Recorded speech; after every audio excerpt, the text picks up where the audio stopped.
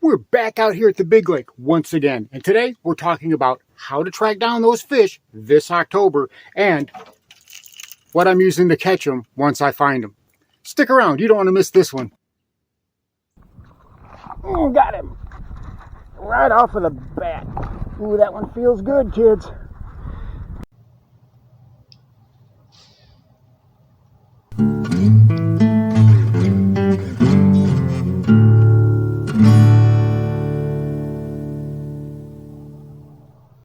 And here is this video's featured comment. Congratulations! If you would like to have a chance to have your comment featured in an upcoming video, all you've got to do is leave a comment. And now, on with the video. Welcome back to Lowbrow Fishing, and as we move along through the month of October, a lot of anglers are starting to notice that those honey holes, those good spots that they had during the month of September, well, they're starting to dry up. And some of it can be attributed to pressure. You know, a lot of those places are community holes, but a lot of it can be attributed to, well, those bass just moving on as we continue through the fall transition. Like we've talked about before, you've heard me say it many times before, the fall transition is nothing more than the bass moving from deep up shallow. And they're going to follow those same pathways they've always been following. And they're going to be stopping along waypoints, you know, rest areas that they've always used. And they're going to stagger as they go, right? You know, we've talked about this. Bass are going to set up on a rock pile, then they're going to move on. And you could always find that those places repopulate. So they're great places to catch fish. However, now that we've gotten farther into October, and for a lot of the northern part of the country, you're actually starting to see some really chilly nights. You know, I'm hearing that northern Wisconsin, northern Minnesota, and those types of places are actually, well, you've got frost on the ground. And before the end of this month, you will be frozen over solid for the winter. So you need to take advantage of what time you have. And the best way to do that is to continue to follow those transitional tracks. They're going to lead you up into the backs of creek arms. That's where those bass are currently hiding out. They're going to be from the first third to the second third of those creek arms. In my area, they're just at the first third.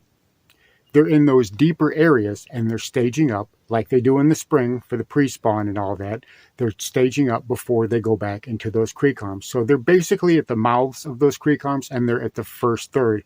But the more north you go, the deeper into those creek arms, you're going to find those fish. And they won't necessarily be hugging the bank just yet. A lot of them may be out in the middle of those creek arms, especially if you have something like a submerged creek channel or there's some good cover. There's, you know, a rock pile or a brush pile or, you know, something out there for those fish to stage on, because that's part of the transitional sequence, right? Now, if it's the northern lakes, the northern fisheries, you're going to see those fish are probably going to be just a little bit more shallow, especially when they're cool and they're looking for some place to sun themselves. Those are going to be the key places that you're looking for. And as we move from October into November and even December, even down here in South Mississippi, those bass are going to be looking for places that the sun heats up during the day and that warmth radiates, you know, and those bass will be setting up there, and there could be tens of bass, there could be dozens of bass hanging out on just a small rock pile. You would be just surprised, you know. Steve Rogers stuck a camera underwater last year and he showed just exactly how big of a group of fish were on just one rock pile. It doesn't have to be a rock pile. It can be, you know, a clump of timber. It can be a riprap bank. It can be anything that will hold heat from the sun and anything that will radiate out during the day. Now, how do you find these places? Well, look at the sunny side of the bank, right? Unlike in the summertime where we're saying, hey, you know, you want to fish those shade lines. Well, right now, a lot of the times, especially, like I said, the more north you go, you will want to fish the sunny side of the bank. You know, it doesn't really matter if the wind is blowing this way or that way, but if you can find a spot where the current is coming up along and you can find where a spot for the fish to stage and keep a little bit of warmth and keep a little bit of energy, you know, there's not just going to be bass there. Remember, bluegill, shiner, shad, alewife, goby, all of these fish, all of these prey species are going to be hanging out in a lot of the same areas because they're going to use the same sources of heat, the same sources of current, and whatever. So, like I said, you want to be looking at the first and second thirds of creek arms. And, sometimes it's going to be out toward the middle of these creek arms, but a lot of times it can be up toward the shallows, especially if there's something for those bass to relate to. Now, when I find those bass, what am I looking for? What am I fishing with? Well, one of my favorite things to fish with at this time of year is going to be a bladed jig. A bladed jig, like this Berkley slobber knocker, has done more damage for me probably than any other moving bait.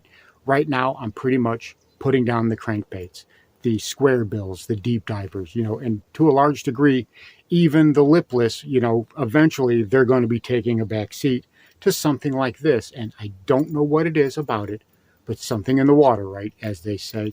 But a bladed jig, a slobber knocker, a thunder cricket, Z-Man chatterbait, all of these have done remarkably well for me in the fall, in October, as we slowly move away from those deep diving cranks and those square bills. Now, in your area, if you can still get bit on a square bill, that's fine. Some areas are like that.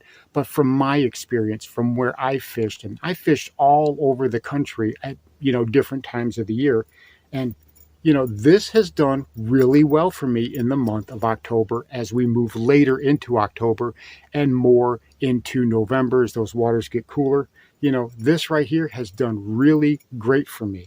But right now, another thing that I'm using, and even though the wind has picked up a little bit, one of my favorite search baits is, well, a spook. And this is kind of a goofy setup. I'm aware. This is a Shimano Calcutta.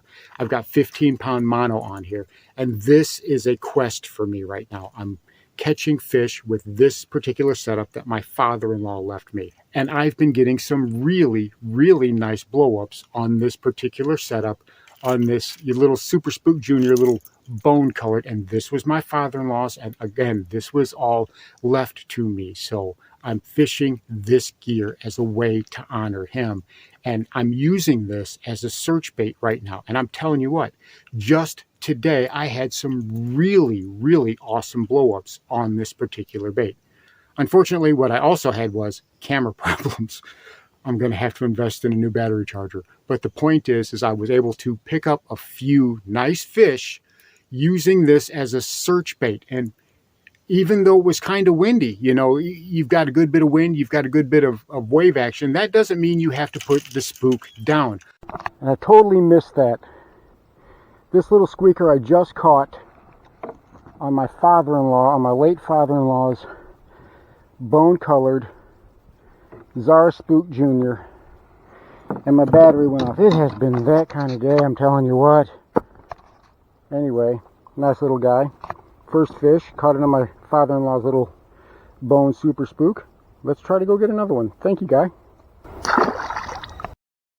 A lot of times, something even like a whopper plopper or a buzzbait, if those are your topwater baits of choice, they make great search baits, especially right now, because those bass are actively feeding. They're looking to feed up for the winter. They're gorging themselves on those smaller minnows and those smaller bait fish that are, they're barely out of the fry stage. So a lot of times you can see those bass busting up, and something like this thrown right in there. I mean, that's how I was doing my damage today.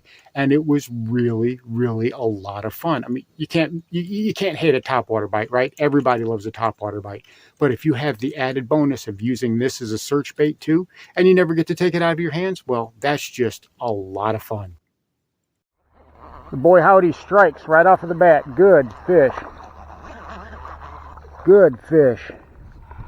Good fish on the old topwater Boy Howdy. That is a good fish right there, kids. Now, I said closer to the beginning that now is when I'm taking the crankbaits out of my hand, the deep divers, the square bills. And to a lot of degree, that's true. But I'm still throwing something like this. This is the silent modded lipless super spot, the Cotton Cordell super spot that I've made, and it's still doing work. You know, as long as they're going to catch fish, I'm going to keep throwing them. But eventually, as we wear on into October and into November, this is going to fade from my rotation, and I'm going to switch over to winter type baits. And those are going to be, like I said, those are going to be more like dragging a worm, which is really effective, dragging a jig, which is also really effective. And for my moving baits, I'm using something like a chatterbait or even a spinnerbait. But right now, another great bait that I'm using, well, you see this little chug bug I got right here. And this is an amazing little targeted bait that I'm using. I use the spook to cover water and as a search bait. But if I find a target, a laydown, a brush pile, a clump of rock that I've got a good idea is holding fish on it, well, I'm going to whip out the old chug bug. A popper is a great targeting bait that you can use to target specific areas. I mean, I'm not going to use it to work open water. Don't get me wrong. I would be there all year. But for targeting specific areas that I want to, you know, work around, up and down a lay down tree, around a rock pile, over a spot of flooded brush, you know, along the edges of docks, you know, pilings and things like that. This can be fantastic for that. And a little popper like this little chug bug, you know, like I said, we're downsizing our presentations right now because of what those bass are feeding on. But that little chug bug has been money for me. And I bet that something like that would work really effectively for you as well. Something like a small hula popper, you know, it doesn't have to be a chug bug, you know, anything along those lines. Perhaps something even like a little floating worm, you know, would work well for you, depending upon how your fishery is set up. You know, mess around with it, experiment with it, see what works best for you. But on those days when those bass are more active, don't put the topwater rods down. Keep the topwater in your hands. But if things seem to slack up just a little bit and you're not seeing them busting around so much, well, then maybe pick up the crankbaits and then start to work the water that way. And once you start locating those bass, well, you can use things like a Texas rigged worm and a jig, and those will be effective presentations for thoroughly picking apart the area once you've specifically located where those bass are hanging out. So there you have it. As October rolls into November and we get deeper into the fall, those temperatures invariably will get cooler, even for us. So I'm rotating out the lures and baits and presentations that I had during the summertime and in the early fall. I'm changing those out for a different set of baits because those bass are setting up differently and they're reacting differently as that water gets cooler. But that doesn't mean that we still can't get really good quality bites. And it doesn't mean that you still can't go out there and catch some really big fish. So give it a try. Thanks for watching Lowbrow Fishing. We'll catch you in the next one.